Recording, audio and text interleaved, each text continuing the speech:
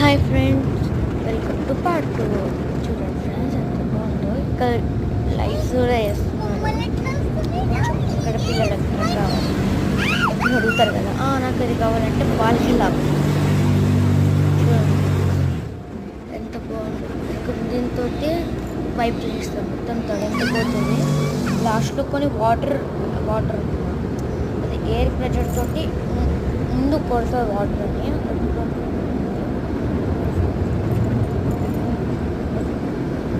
యాక్చువల్గా స్టార్టింగ్లో చిన్న వైపులా ఉపయోగిస్తాను, మళ్ళీ వాటర్ కొడుతుంది.